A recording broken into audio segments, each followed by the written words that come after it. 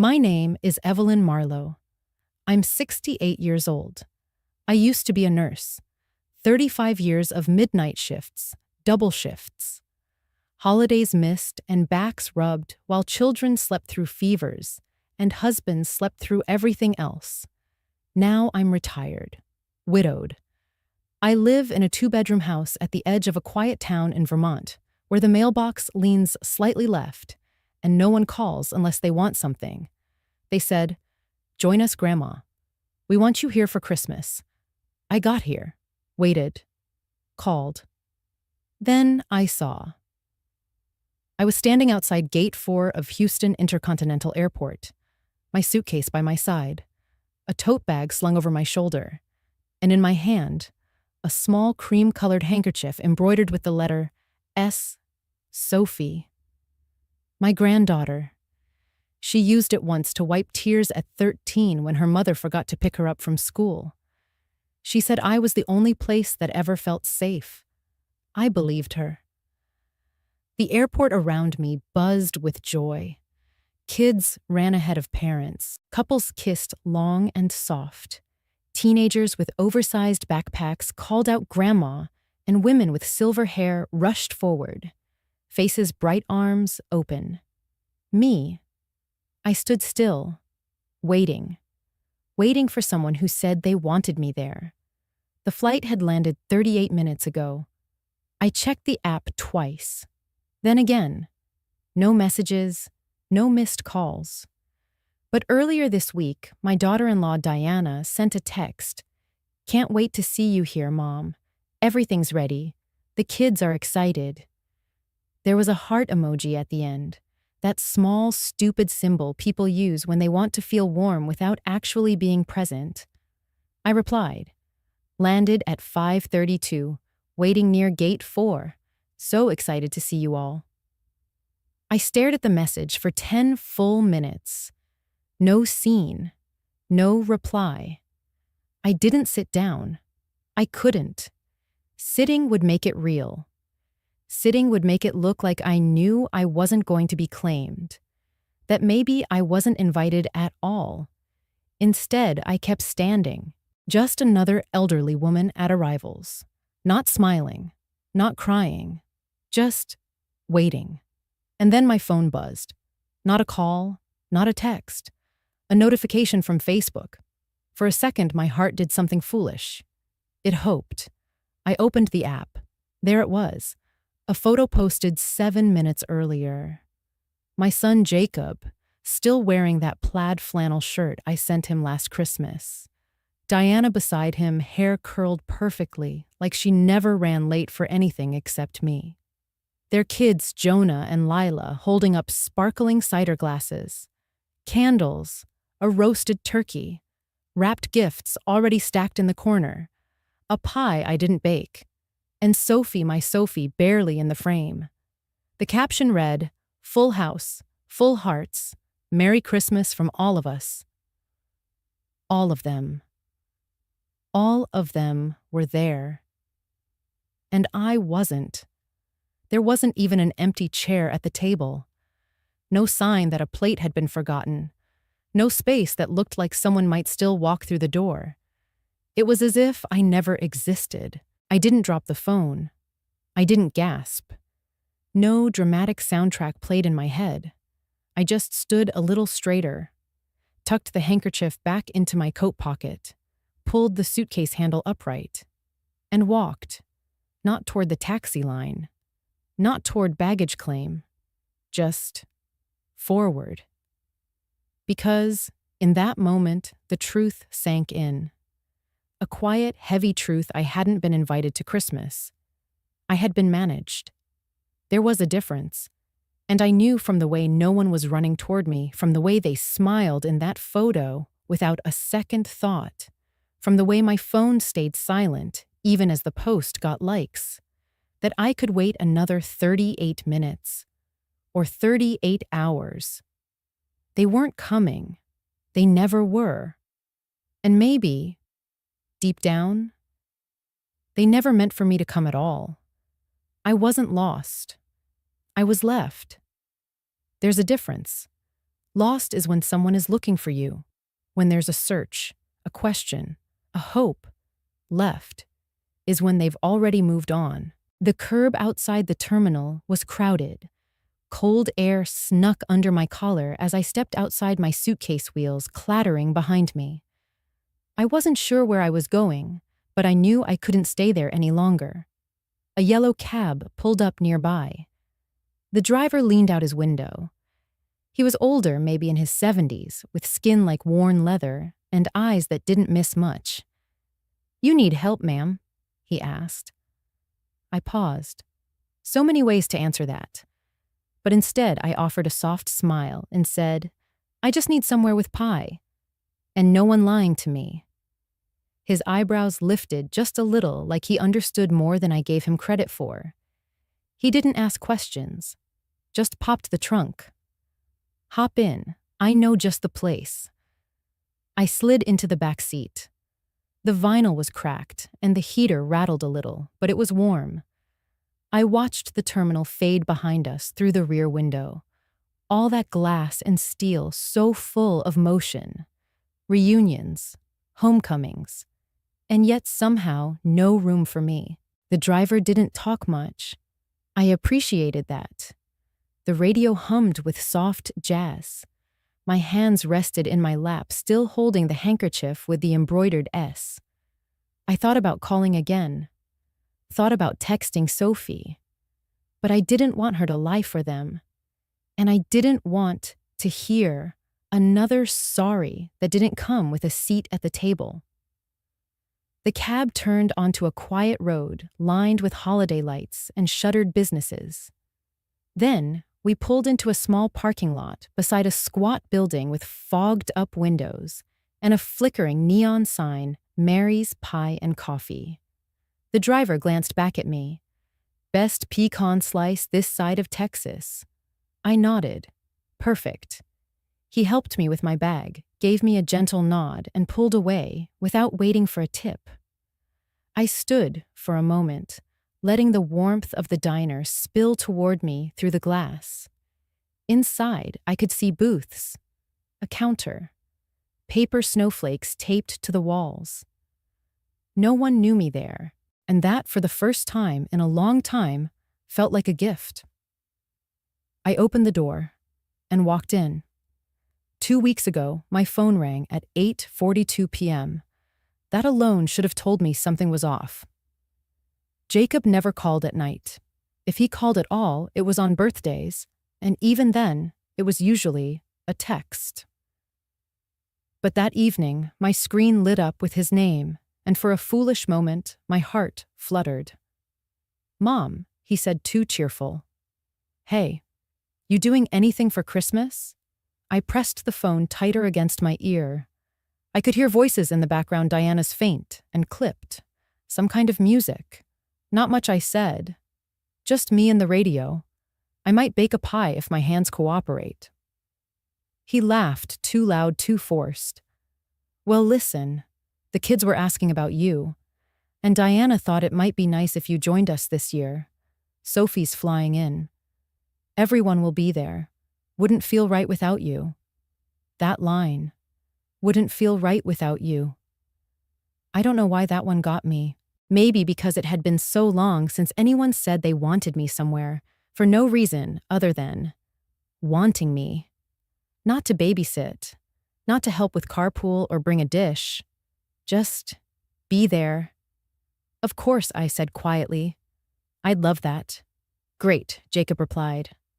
"I'll let Diana know. She'll handle the details. We'll see you soon." We hung up.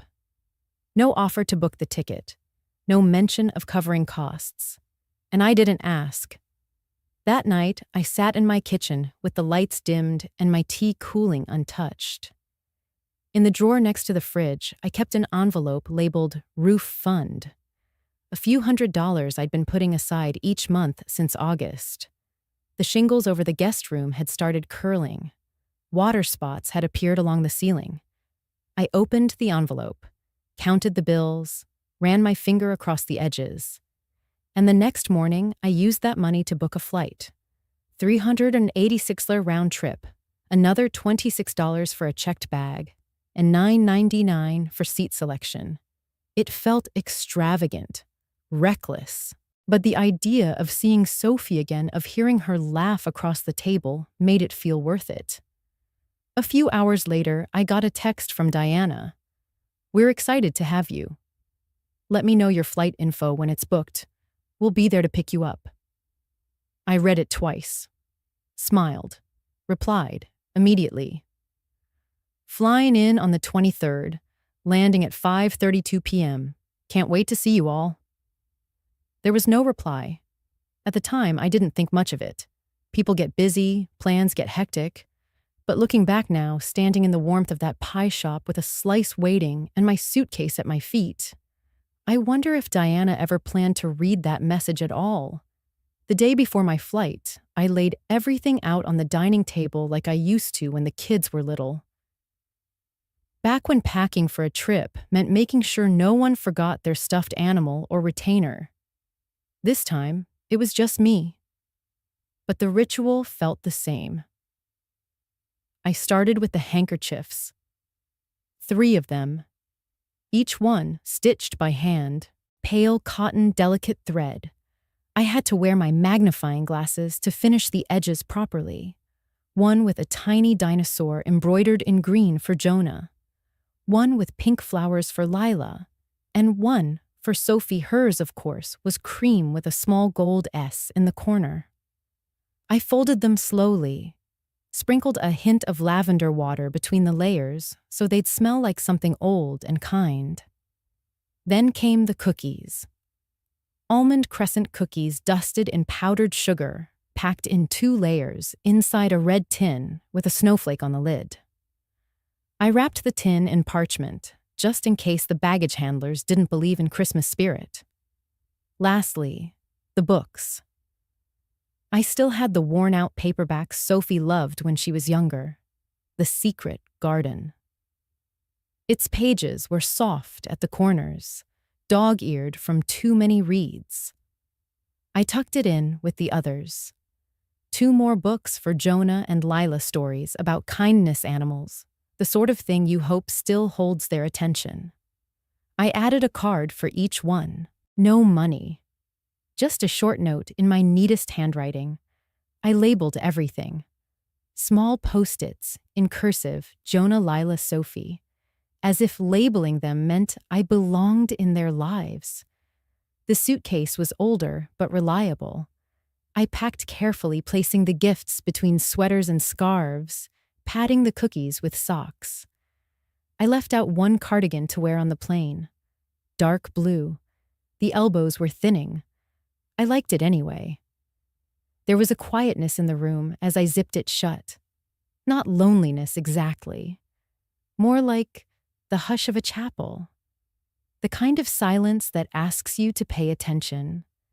I double-checked my flight details, printed my boarding pass just in case, slipped the paper into my purse beside my wallet and a photograph of Sophie and me from 3 years ago, her arms wrapped around my waist, both of us in aprons. I placed the suitcase by the front door and sat on the edge of my bed, looking at it. I'd packed like someone going home, but deep down, something whispered I might be going for the last time I was ever needed. And I listened. Because when you've been invisible long enough, even the smallest goodbye starts to feel permanent. Maybe they're just late. That's what I told myself when the arrivals board changed my flight status from landed to baggage claim. Maybe the traffic was bad. Maybe Lila got carsick on the way. Maybe Jonah forgot his jacket and they had to turn around. I've always been good at giving people reasons to disappoint me. It's a skill I perfected over the years. Quiet justifications, gentle excuses. It helped me sleep. I checked my phone again. Still no reply to my text. Still no missed calls. No, we're on our way or running behind, or even a thumbs-up emoji. I clicked into the message thread and stared at the last one I'd sent. Landed at 5:32, waiting near gate 4. So excited to see you all. The message hadn't even been marked. Read. I looked at the clock. 6:02 p.m. It wasn't that late. 30 minutes isn't abandonment. It's a delay. I shifted the tote bag on my shoulder, moved closer to the automatic doors to avoid blocking foot traffic. The airport was alive with holiday noise. A toddler in footy pajamas screamed joyfully and ran into her grandfather's arms. A woman with graying curls clutched a bouquet of red carnations and wept into the shoulder of her son. People smiled. People reunited. And I waited. By 6:12, I called Jacob, straight to voicemail. I hung up before the beep. Then I tried Diana. Her phone rang once, then twice, then voicemail. I hesitated. Called again. Same result. Maybe she turned it off during dinner. Maybe they were wrapping gifts and didn't hear the phone. Maybe. At 6:24, I walked toward the sliding glass doors, letting the cold bite at my face. I needed the air. The truth is harder to ignore when it stings your cheeks. I looked down the line of cars, hoping to recognize their silver SUV. It wasn't there. I waited another 15 minutes, then another 10. At 6:49, I texted again. Still waiting at gate 4. Let me know if plans changed. Still no response. Still not seen. I sat on the bench outside the terminal. The handkerchief was still in my pocket, the S stitched tight and small. My fingers found it without looking. I rubbed the edge like a prayer bead, grounding myself in the tiny work I'd done for someone who may never ask about it. I looked up at the dark sky. Planes flew overhead, blinking against the night. Maybe they thought I was arriving tomorrow. Maybe there was a mix-up. Maybe Diana got the date wrong. But I had sent the confirmation. She responded. I knew she saw it. And still, I waited. People passed by with purpose, with arms full of family, with grins and luggage and plans. And I sat quiet, invisible. But even invisibility can't hide you from the truth forever. The truth starts as a whisper. Maybe they forgot. Then it sharpens. Maybe they chose not to come. Then it lands. Maybe they never planned to. And you feel it in your bones. The shift from hope to understanding. From waiting to knowing. At 7:03, I stopped pretending. I stood up from the bench outside gate 4. My legs were stiff. My back ached. But it wasn't the cold or the sitting that hurt. It was the weight of clarity setting in. I didn't cry. That would have felt like something had just broken. But this felt old, familiar. I opened my phone again. Just habit by that point. Still no messages, no calls, nothing marked read. But there was a new notification on Facebook. Diana had posted. It wasn't the kind of post you expect from someone who said, "We'll be there to pick you up." It was a photo. The living room was decorated perfectly. Garland lined the fireplace. Twinkle lights glowed behind frosted windows. The same nativity set I gave them years ago sat on the mantel, Mary missing her hand. Joseph missing his staff, both still there, like me. Damaged but present. And there they were. Jacob on the couch, laughing.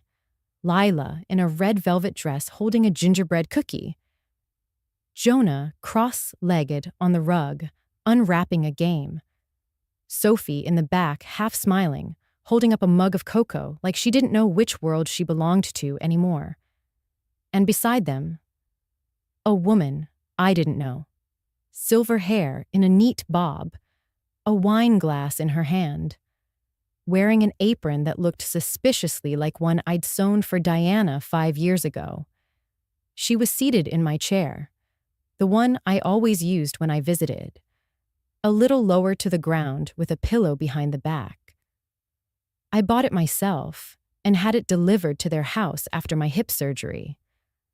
She was smiling. Diana was leaning toward her. Jacob had his hand resting on her shoulder. The caption read, "Full House, full hearts. To all the moms out there, Merry Christmas.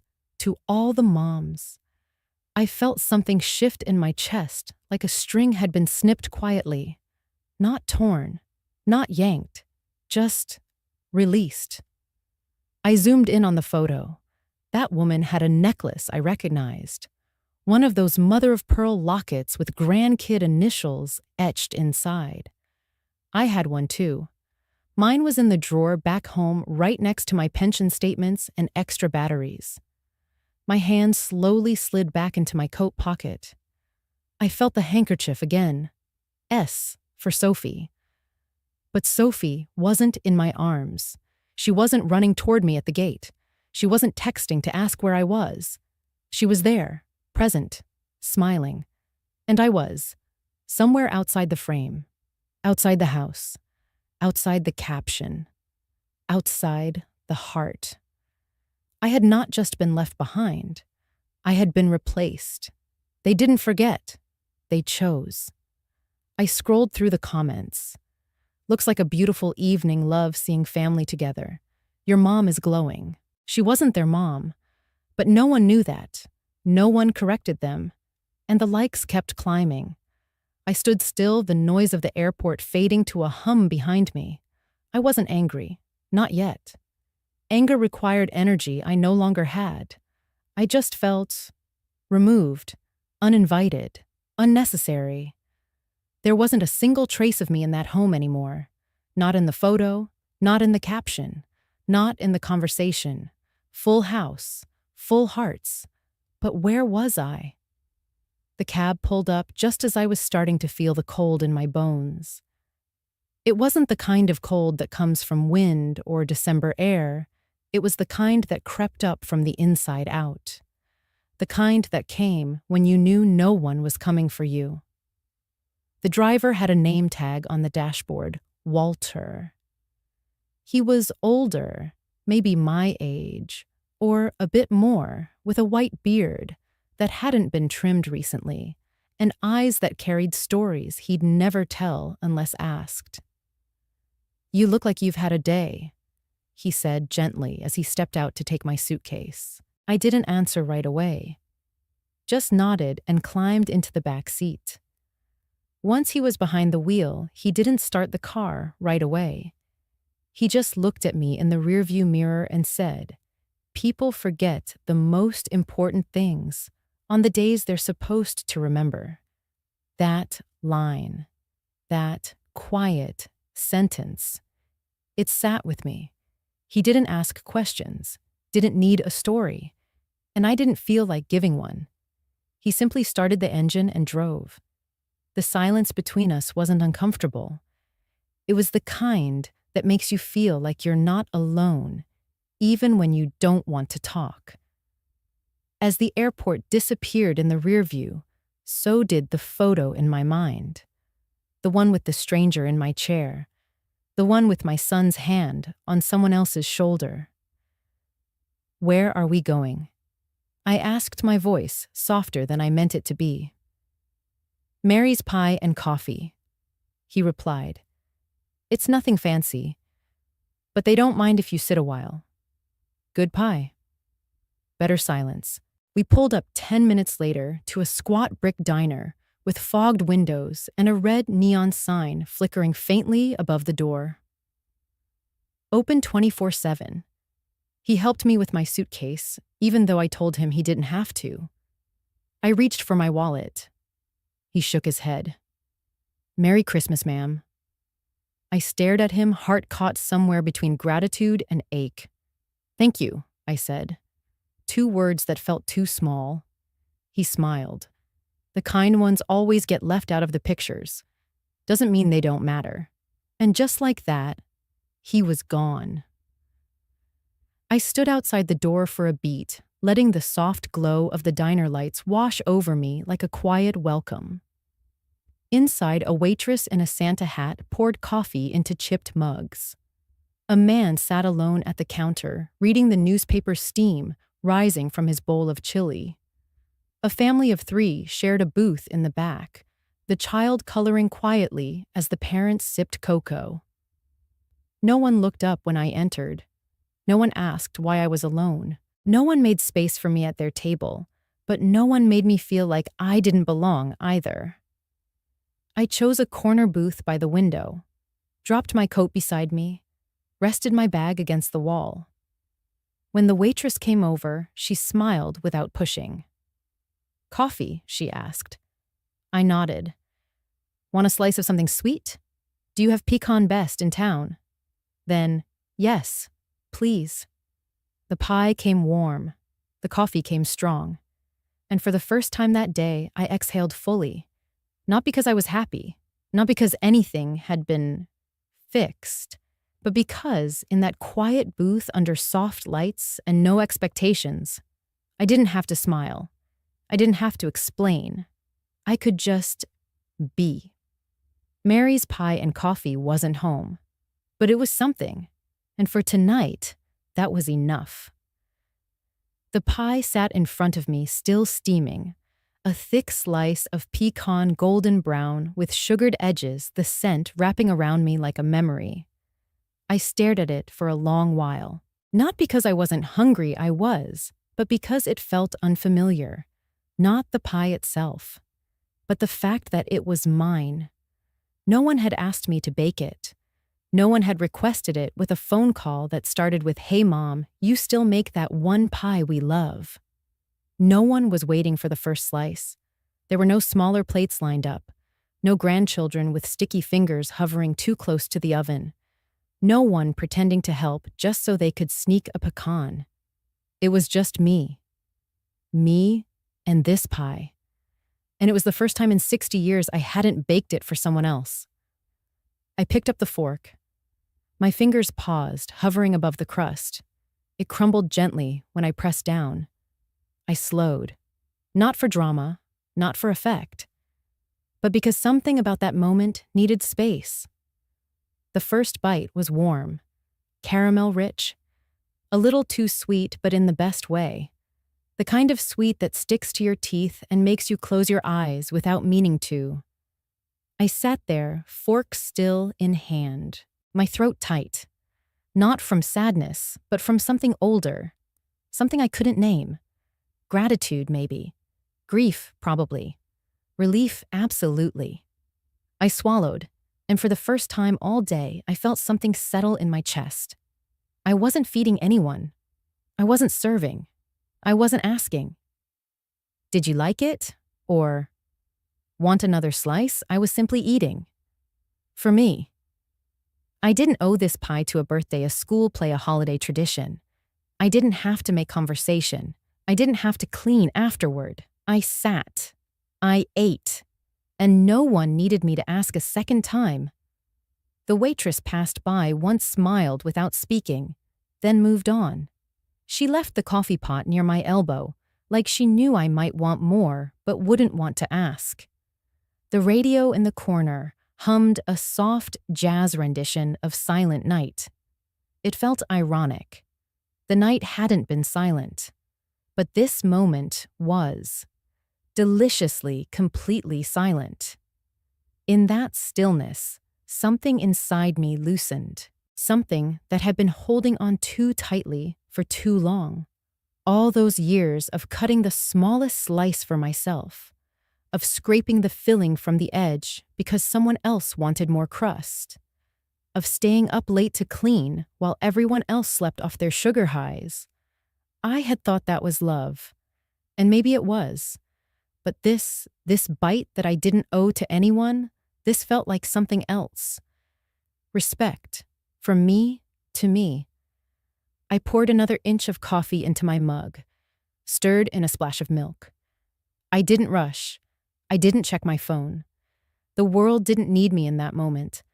And for the first time in a long time, neither did I. I just needed this pie. Warm, sweet, mine. Motel 12 sat right off the freeway. A 2-story building with a flickering sign and parking lot lit by buzz-humming yellow lights. Walter had dropped me off with the same quiet kindness he picked me up with. No questions, just, "They'll have a room. And you'll have a door to close." I thanked him again, He tipped his cap and left before I could say more. The woman at the front desk handed me a key card and a paper map of the property. "Second floor end unit," she said. "Ice machine's broken. Vending machine works if you hit it hard enough." The room was clean in the way.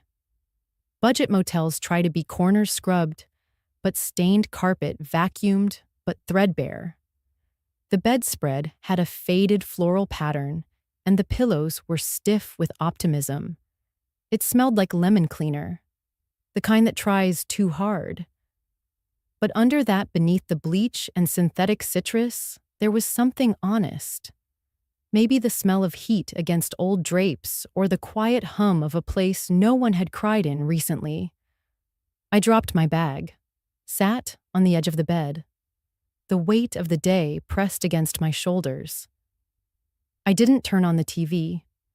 Instead, I pulled out my notebook, the small one with the cracked leather cover and soft-lined pages. I'd brought it in case I had time to journal, or reflect, or write down the funny things Jonah said. But now it would hold something else. I uncapped the pen and for a moment just let my hand rest on the page. Then I wrote, "I am not the leftover. I am the used up part they don't need anymore." The words hit harder than I expected. My eyes welled. I blinked them back. I didn't want to cry. I wanted to document. So I started a list, not of complaints, of facts. Paid off Jacob's student loans. $27,000 over 6 years. Covered Diana's dental surgery when her insurance refused. 3,800. Watched Sophie every Friday for 4 years so they could go to therapy. Free. Canceled my trip to visit Helen in Arizona because Lila had the flu and they needed help.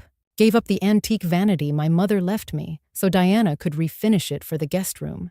Never saw it again. Sold my wedding ring, 3 small diamonds, in a gold band so Jacob could put down a deposit on their first home. He said, "I'll buy you a new one someday." He didn't. Hosted 10 straight Christmas dinners until they decided I deserved a break, which meant I stopped being invited. I paused. The ink was smudging slightly under my fingertips.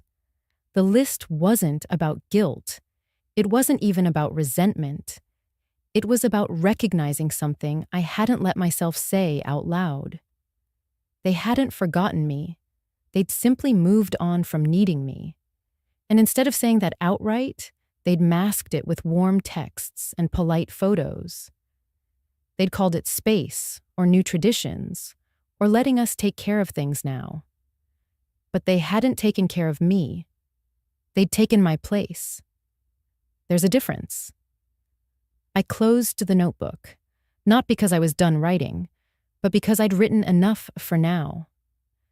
The room was quiet, still. The kind of still that echoed inside your chest. I laid back against the stiff pillows, pulled the blanket over my knees. Somewhere they were probably doing dishes, passing out dessert. Somewhere someone else was probably kissing Sophie goodnight. But here in this motel room that smelled like fake lemon and real loneliness, I had myself, and my own name on a reservation, and my own list of things no one ever thanked me for, and maybe, for the first time in years, my own permission to stop giving. There was a time when I kept the door open for everyone, light on in the porch, coffee always brewing, a bed made up with fresh sheets and lavender tucked beneath the pillows. I was the one who remembered birthdays stocked the freezer with their favorite casseroles, packed lunches for road trips, even when I wasn't going. I used to believe love meant being available, always. That showing up no matter what was the job I was born for. I thought if I kept saying yes, eventually someone would notice. That I was tired, that I was lonely, that I was maybe getting old, but no one ever asked. And eventually, I stopped offering. That shift didn't happen loudly. It didn't come with slammed doors or tearful confessions. It started the morning I woke up and couldn't feel my left arm. I had been reaching for my slippers. The next thing I knew, I was on the floor, the side of my face tingling, heart beating faster than it should have. I knew what it was. I'd read enough, heard enough. I told myself not to panic. I crawled to the phone, called 911, told them my name and my address, said I think I'm having a stroke. Then I hung up. When the EMTs came, I was still on the floor. I hadn't even cried. They asked if I had anyone to call. I said no. They're busy. I spent 3 days in the hospital. Room 214. Window facing the parking lot. A nurse named Camille who braided my hair because I couldn't lift my arm. No calls. No visitors. No one asking when I'd be discharged or if I needed someone to pick me up. It was Mrs. Langston, my neighbor, who brought orange juice the morning I came home. She didn't even ask what happened, just said you looked pale through the window. I drank it slowly. It tasted like kindness. I never told the kids.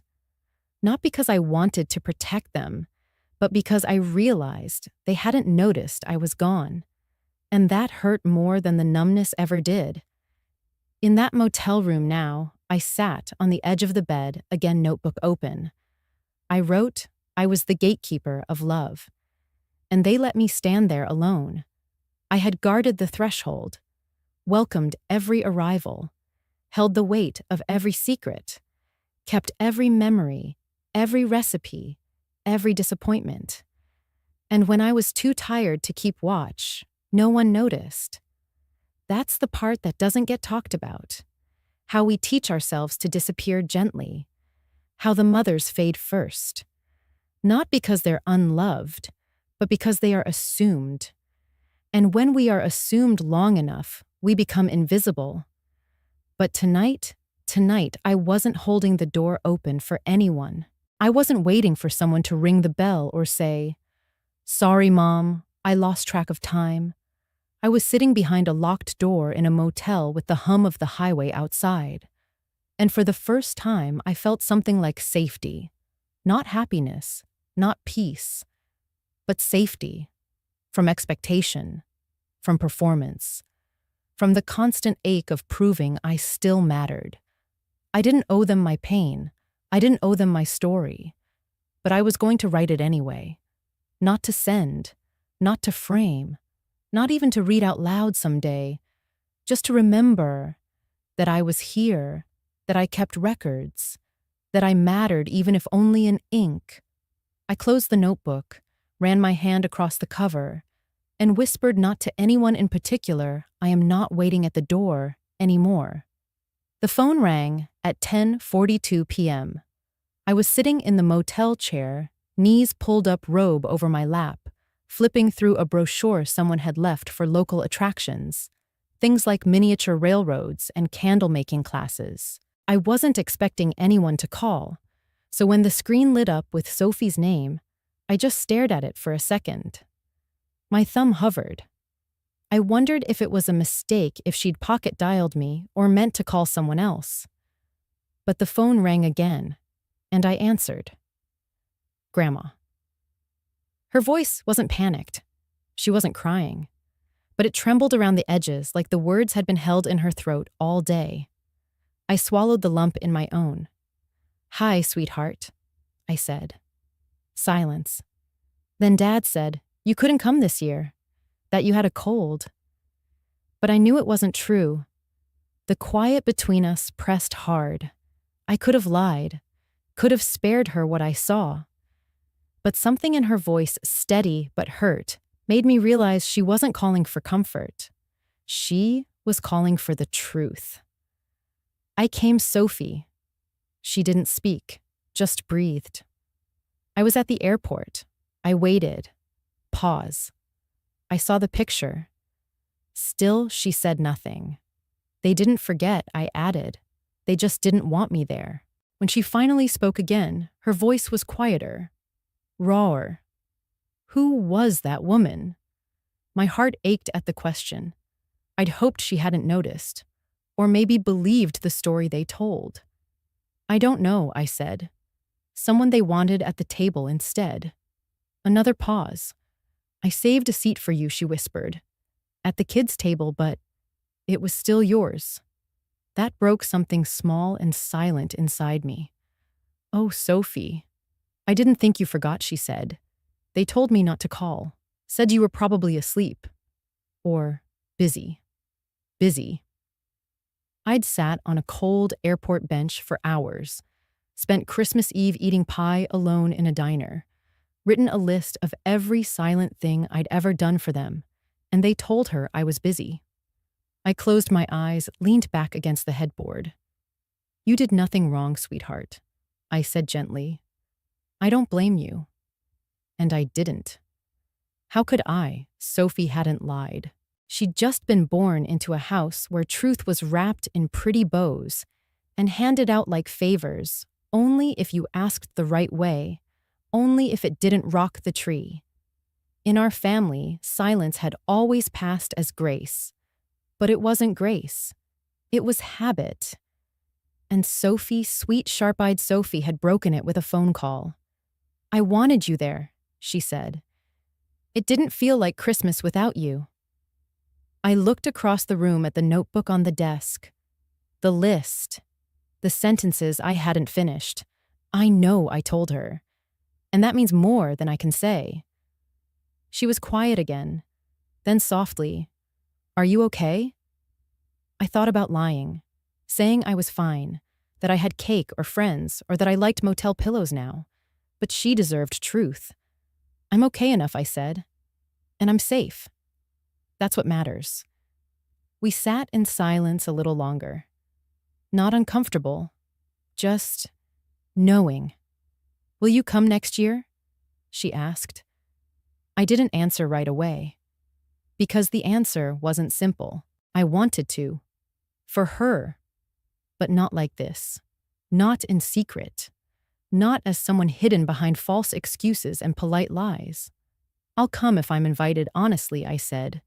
And if I'm wanted, I'll make sure you are. She promised. Her voice, though young, had steel in it. And I believed her. I love you, Grandma. I love you too, baby.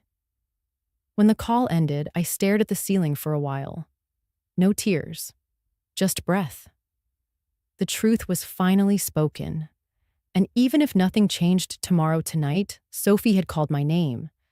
And that meant I still existed in someone's story. Not as a guest. Not as an obligation. Not as a burden. But as hers. It was quiet on the line again. Not the heavy silence from earlier, but a different kind. The kind where something is building, about to be said, and you can feel it before the words come. Then Sophie's voice, soft and careful. Grandma, I want to come be with you. I froze. Not because I didn't want her here, but because I did, desperately. I opened my mouth, then closed it. She continued, her voice a mix of bravery and a child's aching hope. I don't want to stay here tonight. Everyone's acting like nothing's wrong. They're laughing and talking and posting more pictures. But it feels like someone died. That landed like a stone in my chest. I knew that feeling. I'd lived it for years. The kind of grief that creeps in when something invisible breaks, when no one else mourns but you carry the funeral in your ribs. I swallowed. My voice shook, just enough to betray my steadiness. Oh, sweetheart, I wish I could drive to you right now. You don't have to, she said quickly. Dad already left to go pick something up. Mom's putting Jonah to bed. I know how to call a ride share. I have some Christmas money. I can be there in 20 minutes. My eyes darted toward the motel room door, the dull floral chair, the second paper cup on the desk that I hadn't used. I imagined her in it, barefoot probably, hugging her knees, asking if we had any peppermint tea. I looked at the clock. It was late. Too late for a girl her age to sneak out. Too late for what it meant to defy her parents so openly. And yet, it was the right time. Because some moments don't wait for permission. I took a slow breath and said, I have one last piece of pecan pie. A hot tea bag with your name on it. And a spot across from the chessboard, just in case you're brave enough to lose again. She let out a soft laugh through her nose, the kind that almost broke into tears, but didn't. I'm calling the car now, she said. Sophie? I paused. Are you sure? Yes, she said without hesitation. I need to be somewhere where I don't have to pretend. That line, that truth. It echoed something I had written just hours ago. I didn't need applause. I didn't need a grand gesture. I just needed not to be erased.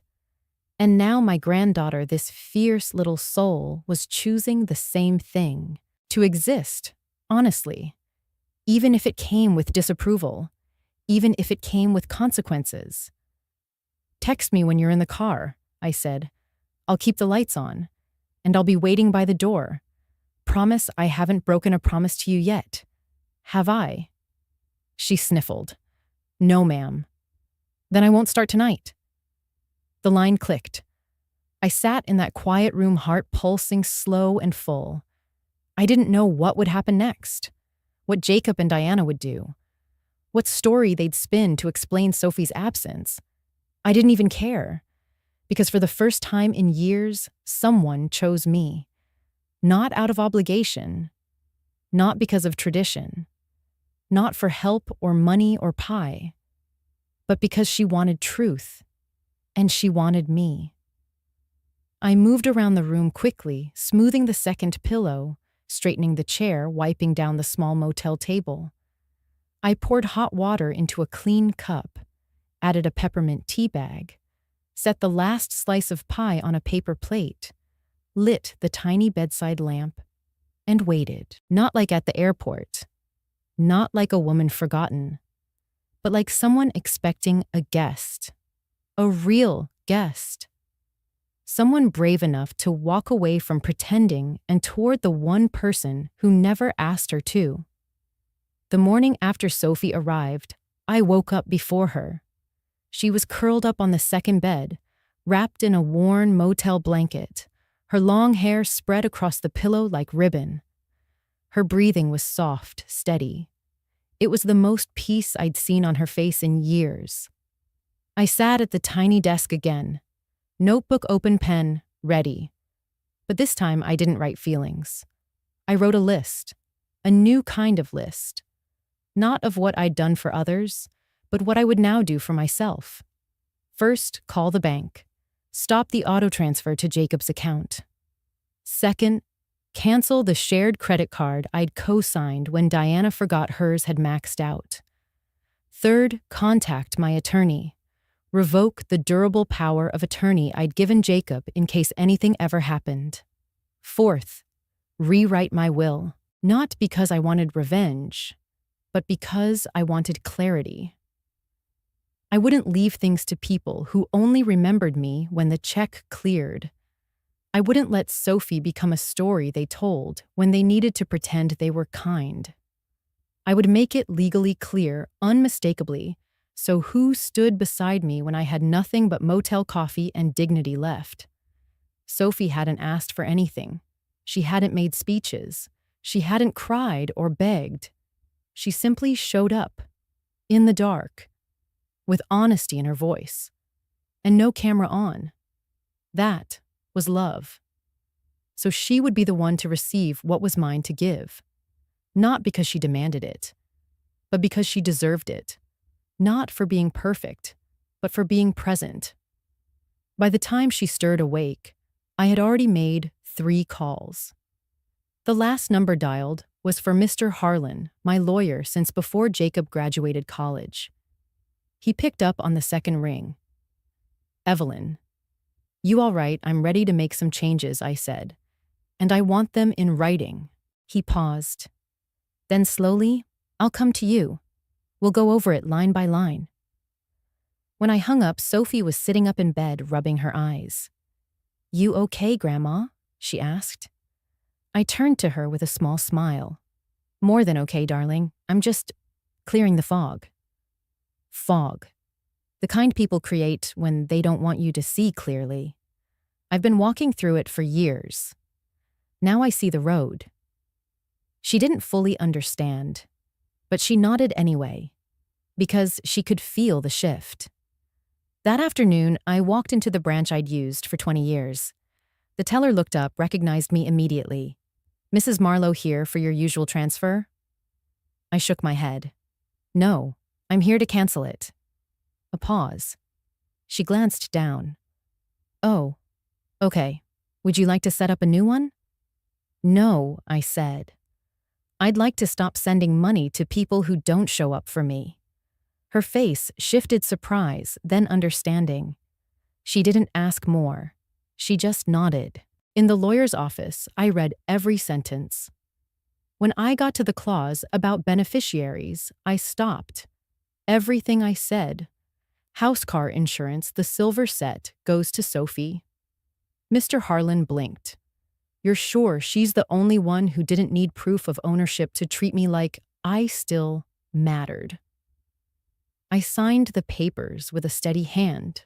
No drama, no announcement, no letter sent to Jacob or Diana. They wouldn't know until someday, and by then I'd be gone. But Sophie would know now, and I think that matters more. That evening back in the motel room, I told her gently. "I made some changes," I said. She looked up from her book. "Okay, I rewrote my will." Her mouth parted slightly. "Why? Because I don't want what I built to go to people who only smiled when the camera was on." She stayed quiet, then whispered, "You don't have to do that for me." I didn't. I looked at her. I did it for me. She nodded slowly. "I know what you're trying to say, Grandma," she said softly. "And I'll try to be the kind of person you're proud of." "You already are," I said. "The only thing you ever needed to do was show up." We sat together in silence for a moment. Then Sophie reached for my hand. "Is it okay if I stay one more night?" I smiled. "I was hoping you would." The first voicemail came the day after I made everything official. Jacob's voice, cracked, careful. "Mom, hey, Diana told me Sophie left the house. She didn't say much. Just that you were in town." A pause. We didn't know. If you had told us, if we'd known you were flying in, we would have picked you up.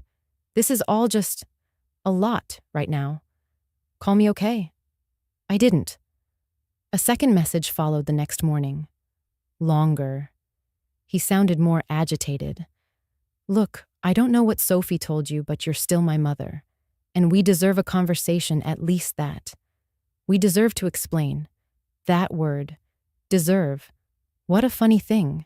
He thought he deserved an explanation, but had never once offered one himself. He had shown up to my house empty-handed for 10 straight Mother's Days, not once asking if I needed anything if the roof still leaked. He had withdrawn money from the account I funded. Money I earned in the back office of a flower shop in a town where no one ever left. He had skipped my birthday 2 years in a row, but made sure to tag me in his anniversary post with Diana. And now he wanted to talk. I listened to the message. Twice. Then I deleted it. Not out of spite. Not as revenge. But because I no longer owed him space in my mind. That's the thing about forgiveness. Everyone expects it to be loud, dramatic, church quiet, clean. But real forgiveness isn't always offered like communion. Sometimes it's silence. Sometimes it's a locked gate that says, "No longer welcome." Not because I hate you, but because I love myself. Later that week, a letter arrived at the motel. No return address. I knew the handwriting. Diana's. Inside a folded card. The kind you buy in a rush. No real sentiment, just a floral print and the word family in cheap gold foil. The message inside said, "You've hurt Jacob deeply. Please call before this goes too far. Sophie is still a child. Don't pull her into this." I stared at it for a full minute, not because I was angry, but because I realized, truly realized, that they still didn't see me. They saw a role, a resource, a fixture. They saw a woman who would always say yes because she always had. But that woman no longer lived at this address. I folded the card, slipped it back into the envelope, walked it out to the motel dumpster, and dropped it in soft and final. That night, as I sat across from Sophie, she noticed I was quieter than usual. "Are you okay?" she asked. "I'm peaceful," I said. And people confuse that with being cold. She tilted her head. "Is it okay that you didn't answer? You mean Jacob's calls?" She nodded. "I didn't ignore him to punish him," I said. "I just stopped volunteering for pain." She was silent for a moment. Then, "But don't people deserve a second chance?" Ah, there it was. The seed of guilt they plant early, in daughters and granddaughters. The idea that to set boundaries is to be unkind, that to say enough is an act of violence. I took her hand. "Sophie, second chances belong to people who knew they messed up and show up with clean hands." Her brow furrowed. Clean hands. They don't demand, don't twist, don't spin the story. They just come, quietly, honestly, asking, not expecting. I let that sit, then added, "Your father hasn't done that, and your mother never will." Sophie looked down. Her voice was barely a whisper. "What if, when I grow up, I turn out like them?" My heart clenched, not out of fear, but from the sheer ache of knowing she already wondered if she had to fight to not become them. I cupped her cheek. "You won't." "How do you know?" "Because you called me. You didn't wait for permission. You didn't need proof. You saw something was wrong, and you came toward it, not away." She blinked fast, and I saw the shimmer of tears. "You showed up, baby. That's all love ever really is." The next morning, I wrote one more letter, not to Jacob, not to Diana, but to myself. I did not close the door to be cruel. I closed it because no one else remembered to. Let them say what they want. Let them spin it in living rooms and with therapists and around future holiday tables. Let them tell people I was difficult. Let them lie if they must. I didn't shut them out. I simply stopped standing outside the house, begging to be let back in. And in doing so, I found my home. The knock came at 10:42 a.m. Not frantic, not polite, just measured. I knew it was her before I even opened the door. Diana always knocked like someone who never had to wait long for anything. I didn't flinch. I didn't rush. I made sure the kettle had finished boiling. Let the water steep with the peppermint. Let the clock tick twice. Then I opened the door. She stood there, coat sharp, scarf looped just right. She had makeup on, though, lighter than usual, probably meant to say, "I'm here for peace," without sacrificing image. "Evelyn," she said, voice cool as a mid-tier apology. "Diana." I stepped aside, not as invitation, just practicality. She came in like someone entering a conference room, bag clutched like a file, eyes scanning. Her gaze landed on the kitchen table. 2 cups, only one steaming. I sat, poured tea into my own. Didn't offer her any. She noticed. She didn't mention it. "I'll get to the point," she said after a pause. "We're worried. About Sophie. About you." I stirred my tea once. Clink. Silence. She left the house in the middle of the night. Jacob says she's not answering him. That's not normal. "No," I said quietly. Neither is leaving your mother-in-law at an airport on Christmas Eve. She blinked, quickly masked it. I think there's been a misunderstanding, she said. We thought plans had changed. Jacob assumed, don't I interrupted soft but sharp. Don't send him in here through your mouth. A silence dropped like glass. Her eyes narrowed just slightly.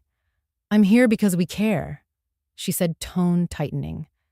You've been acting erratically, cutting off support, changing legal documents. It feels reactive. There it was, the real reason. Not Sophie, not concern.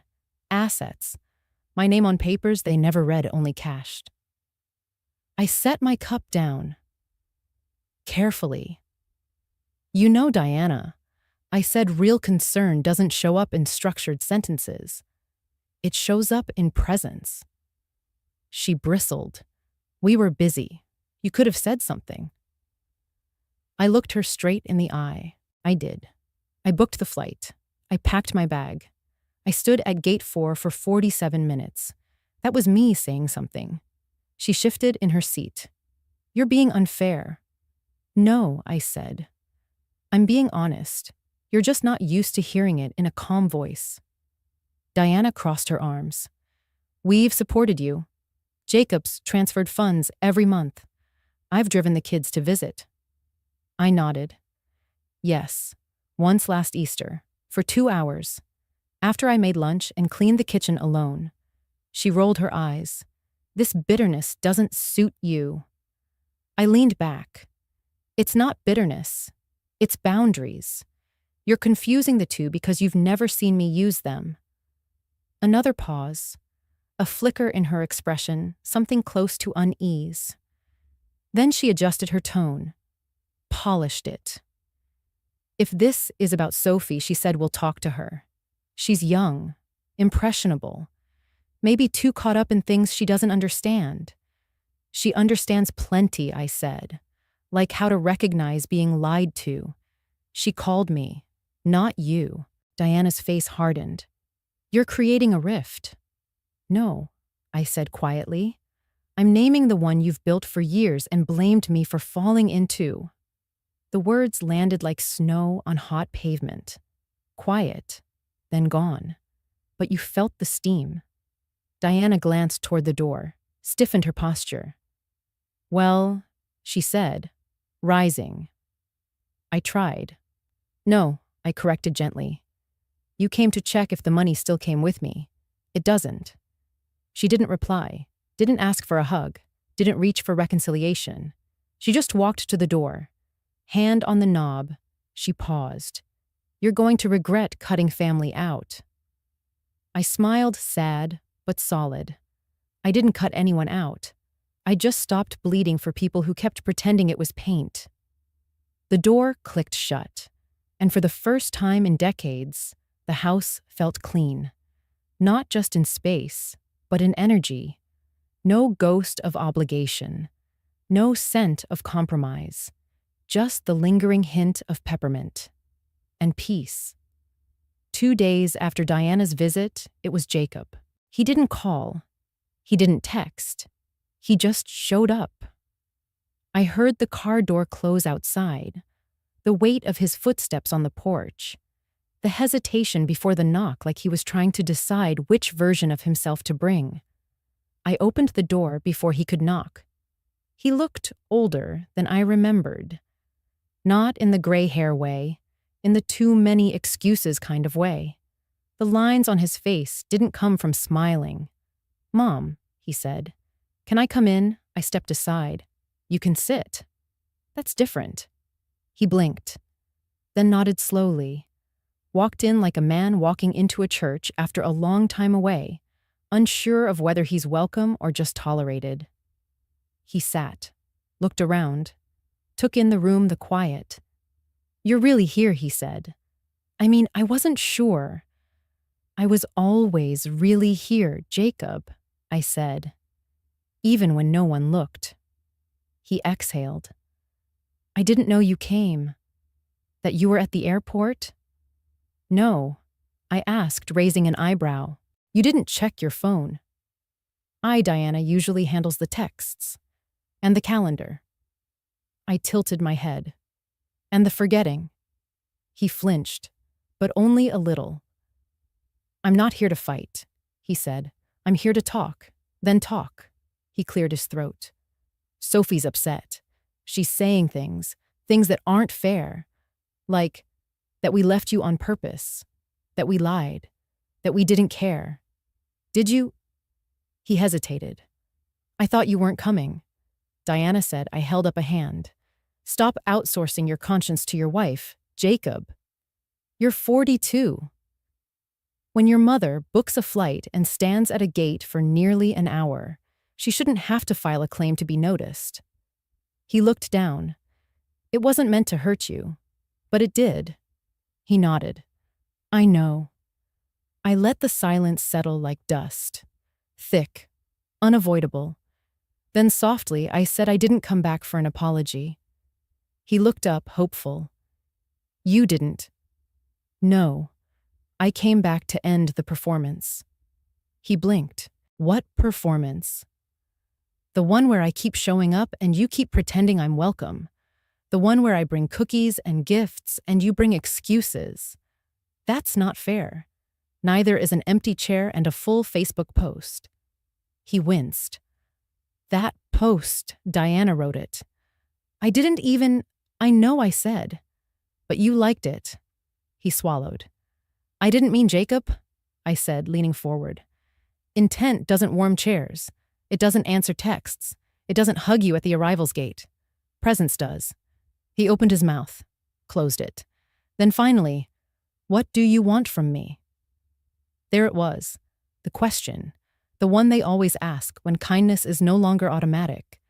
I took a slow breath. I don't want anything I said. Not anymore. He stared. I'm not angry, I continued. I'm not even surprised. I just stopped pretending that table was ever meant for me. He looked lost. You're my mother, and that used to mean something. Silence again. I didn't fill it. I let him sit with it. Eventually, he stood. Are you really cutting us off? I shook my head. No, I'm not cutting anyone off. I'm just not carrying anyone anymore. He looked at me like he wanted to cry, but didn't know how. I don't know what to say, he whispered. You don't have to say anything, I replied. Just remember what silence feels like, because that's what you gave me. He turned, walked to the door, hand on the knob, then soft and broken. Do you still love me? I stood, walked to the counter, picked up a teacup and washed it slowly. Without turning around, I answered, Love doesn't mean I let you eat from a table you refused to set for me. He didn't respond. The door clicked shut, and this time, I didn't watch him go. Because for once, I wasn't the one leaving empty. I had said everything, not with screams, not with threats, just truth, steady, clear, and finally mine. She arrived around noon. No text, no warning, just a knock, 2 soft taps, like punctuation at the end of a question she hadn't formed yet. I opened the door to find her standing there, wrapped in a plaid coat far too big for her small frame. In one hand, she clutched a hardcover novel. In the other, a bag of dried pasta and a tin of crushed tomatoes. Hi, she said, like maybe she wasn't sure if she still had the right. Come in, I whispered. You don't have to ask. We boiled water together. She set the table. I grated cheese. No one raised their voice. No one asked, why didn't you?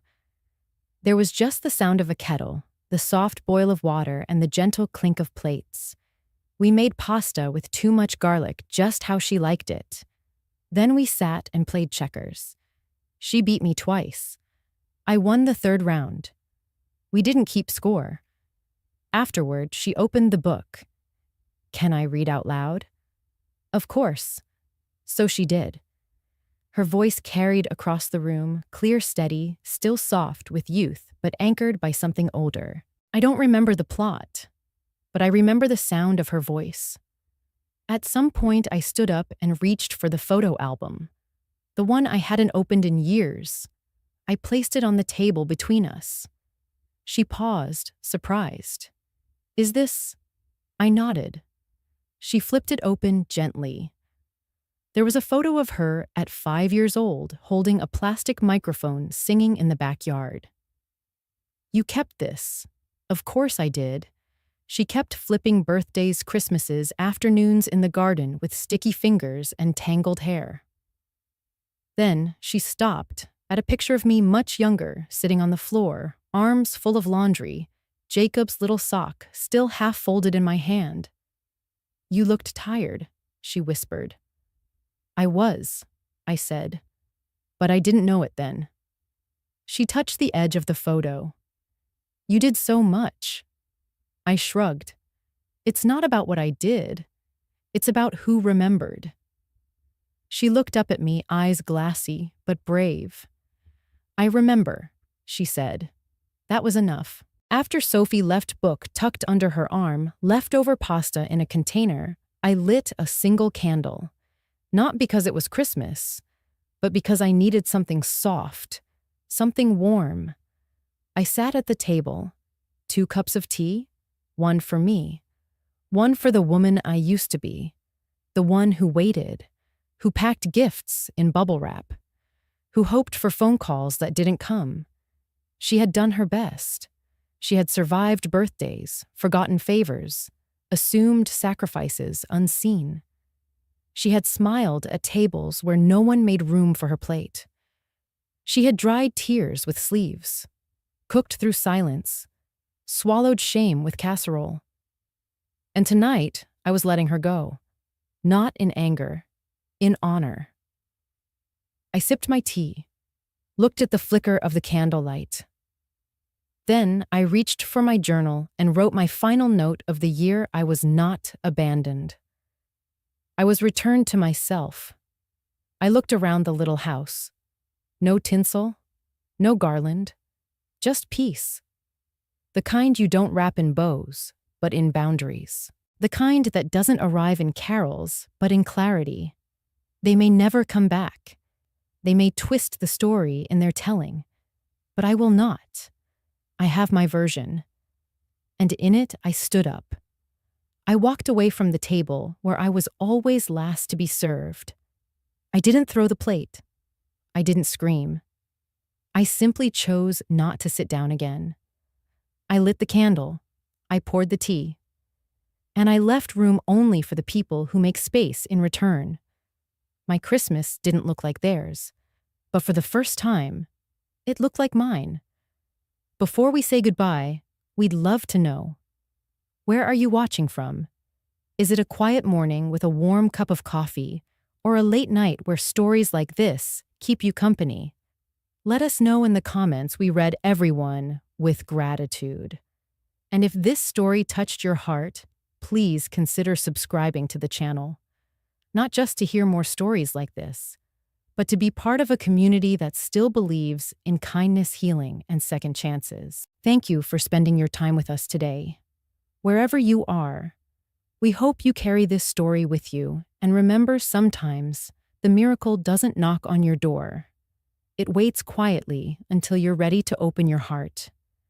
Take care, and we'll see you in the next story.